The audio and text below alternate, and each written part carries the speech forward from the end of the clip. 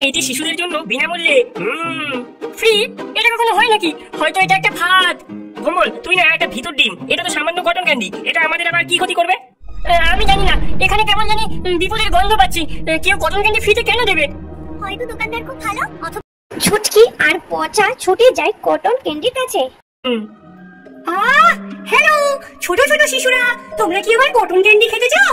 এগুলো শিশুদের জন্য সম্পূর্ণ বিনামূল্যে। হ্যাঁ সত্যি বিনামূল্যে? ও ধন্যবাদ ধন্যবাদ। নাও নাও, ভালো করে খাও। এটা খুব সুস্বাদু, এটা খুব মিষ্টি এবং ফ্লাফি। আরো চাই কটন ক্যান্ডি। আমি খুব খুশি যে এটা তোমার পছন্দ হয়েছে। এই নাও, আরো খাও, আমার দোকানে প্রচুর আছে। ঠিক আছে, আরো আরো চাই কটন ক্যান্ডি। অদ্ভুত আচরণ করছি না, আমি শুধু এই কটন ক্যান্ডি উপভোগ করছি। এটা খেতে খুব ভালো। আমি এটা খেয়ে দেখি তো। হ্যাঁ, এটা বিপজ্জনক হতে পারে। এই নাও ছোট্ট মেয়ে, এটা খুব টেস্টি, চটপট খেয়ে নাও। না জানি না, এটা খাস না।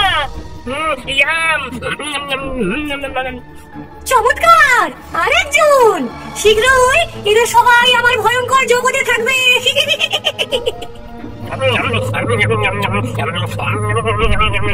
সুস্বাদু। তুমি কে? তুমি আমার বন্ধুদের উপর কি করেছো? তারা এমন আচরণ করছে কেন? আমি কে? আমি হলাম এক ডাইনি যে শিশুদের খুশি করতে পছন্দ করে। এবং আমি তাদের কি করেছি? কিছুই না, আমি শুধু তাদের কিছু কটন ক্যান্ডি খাইয়েছি, যেগুলো খেয়ে তারা আমার বশে চলে এসেছে। খুব শীঘ্রই তারা আমার কটন ক্যান্ডির জগতে চলে যাবে। সেখানে তারা খুব শীঘ্রই বুড়ো হয়ে যাবে, কারণ সেখানে সময় অন্য নিয়মে চলে। এই জগতের 1 মিনিট আমার কটন ক্যান্ডির জগতের 1 বছর।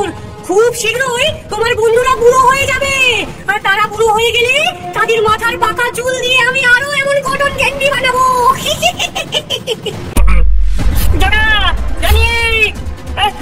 আমার বন্ধুরা কোথায় চলে গেল? তারা চলে গেছে আমার কটন ক্যান্ডির জগতে।